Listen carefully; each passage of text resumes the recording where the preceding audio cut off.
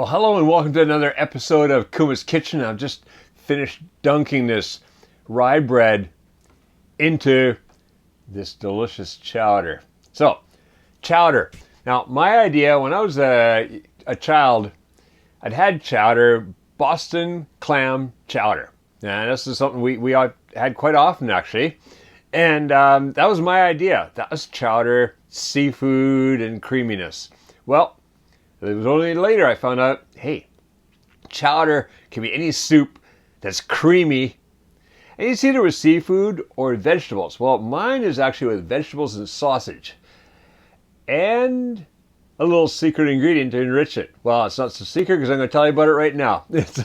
I call this sausage and vegetable chowder enriched with cheese. Yes, cheese.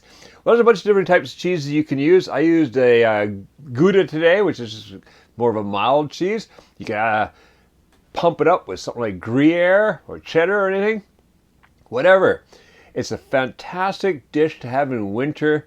Nice, heart-warming dish. And with some rough bread like this, I like a good country-style bread. Now, you dip it in the soup. Oh, that's fantastic. And then let's have some of the soup. So we've got a bunch of different vegetables in here and potatoes and pieces of bratwurst. Oh, yeah. I'll warm you up on a winter's night.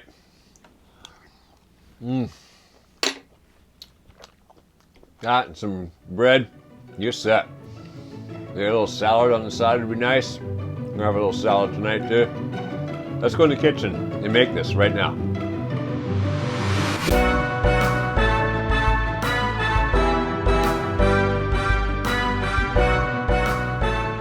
So our chowder can all be made in the one pot over here.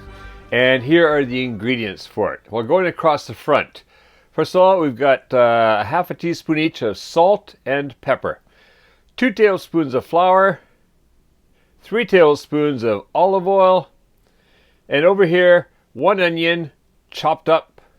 Then across here, 1 carrot. Now, that's a large carrot, so if you're wondering how big, that was about 8 to 9 ounces. So you're looking at 260 grams of carrot. It's a big carrot, chopped up into pieces like that, just sometimes quartered and sliced across. So you end up with all kinds of random pieces about that size. Over here, this is 1 can of corn kernels, rinsed and drained. And then here, I've got, these are 6 bratwurst. By weight, we're looking at about 12 ounces or 340 grams. And then I've sliced them across about 1/4 inch or 5 to 6 millimeters thick. Then across the back here, the potatoes. Well, that is 1 pound or 450 grams of potatoes. And cut up into, well, I guess, small bite-sized pieces, roughly half, 3/4 inch, or somewhere between 12 and 20 millimeters. So you want about the same size so they cook evenly to a point. It's not that critical, but we want them all cooked about the same. Then over here, the cheese. This is the enriching part. And this is 7 ounces or 200 grams of, in this case, Gouda cheese, which I've grated. It could also be, you could easily use cheddar cheese, which would just give it a little bit of a sharper flavor. There's a bunch of different melty cheeses that you could try this with. A good Gruyere would really give it a oomph of flavor too. So it just depends. I'm going for a bit of a milder, creamy chowder tonight, so the Gouda is perfect for that. Then across the back, well, that is 5 cups of chicken stock there for making the soup. And then towards the end, we're going to add in 1.5 cups of heavy cream. Now that's usually 35% or more, but guess what? Christmas was just here. Cream sells out at Christmas in Japan. It's so funny. Like, just everybody's buying whipped cream for making Christmas cakes. So I was able to get the 47%, which actually is quite nice. I really like this for whipping because it really whips heavy. but it's a little bit more expensive, so that's why there was some left. All the 35% was gone, right? So that's 1.5 cups of a heavy cream. All right, let's get things started here. I got a big deep pot because I'm a soup pot, and we're gonna bring it up to medium heat and get that olive oil started. Go into medium, get the olive oil in there. All right, and as soon as that heats up, we get the onions in there, get those onions going, and a little salt and pepper. So let's see, how's that doing? Oh, that's looking good already. Heats up pretty quick. So in goes the onion. In goes the salt and pepper.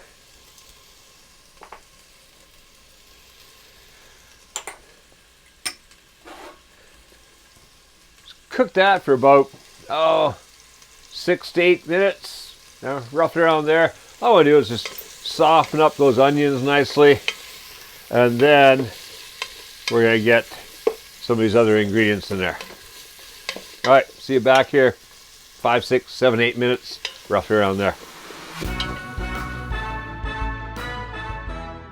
All right, I only went about 6 minutes on that because the onions are already softening up nicely.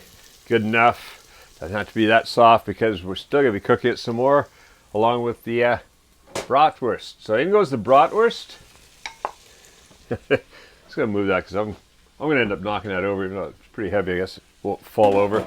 The bratwurst, we're going to put in the carrots, get them started. The potato. And the corn. All right. I'm going to do that for about 5, 6 minutes just to get everything started a little bit. Make a wee bit of browning on the bratwurst, but not that much. All right, so see you back here. Yeah, about 5, 6 minutes. All right, so that's been cooking for about 6 minutes, 5 minutes, 6 minutes, and we're around there. And we're going to do now is add the flour in. I'm going to mix that in. I'm going to just cook this for about a minute because I just want to get the rawness out of the flour, but without burning it.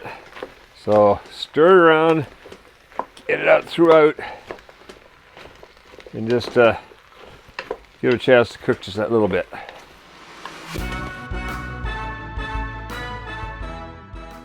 All right, that's looking good. What I'm going to do now is just add in a little bit of this. Not all of it yet because I want to make, if there's anything stuck to the bottom, I want to kind of deglaze the bottom of the pot. So some of that in there. All right, now just go around, just scrape the bottom. If anything is stuck to the bottom, you want to loosen it up and bring it up into the soup. All right, that's looking pretty good. So in goes the rest. Now, we'll bring that up to a simmer, and I'm going to simmer it for about 15 to 20 minutes. I'll just check in at about the 15-minute level and see, 15-minute level? 15-minute mark, and see if that, the main thing I want to check is the potatoes. Are they cooked? Are they tender? So you can just give them a quick poke with a fork in one of the bigger pieces. Goes in easy. We're good to go. So we'll be back here in about 10 to 15 to 20 minutes. All right, see you then.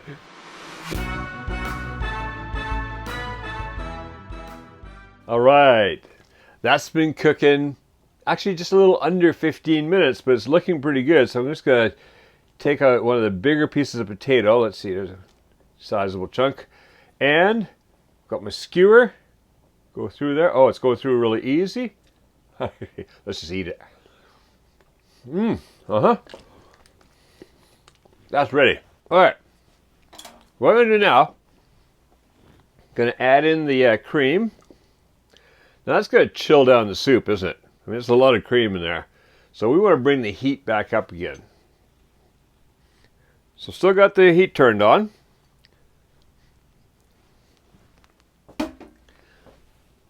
that's going to start heating up again, and at the same time, I'm going to add in the cheese. Well, that's one thing that's going to show us that it's getting hot, because the cheese is going to melt, right? All right, so get that cheese in there. Okay, now you just want to stir it in and cook this till it's heated up again and that cheese has melted. Oh, it's starting to melt a little bit already. How nice is that? Well, that took just only about a minute, and already it's up to heat. The cheese is all melted in. So what I'm going to do now, grab a bowl, grab a ladle, dig down in there to get everything, and just serve that up.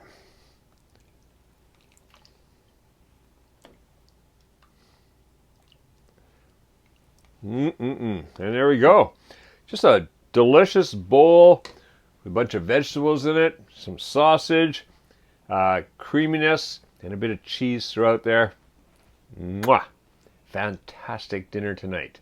Alright, if you like this recipe, stick around and check out the channel, because there's a lot more. There's over 5 years worth of original Kevin Riley Kuma's Kitchen recipes on here.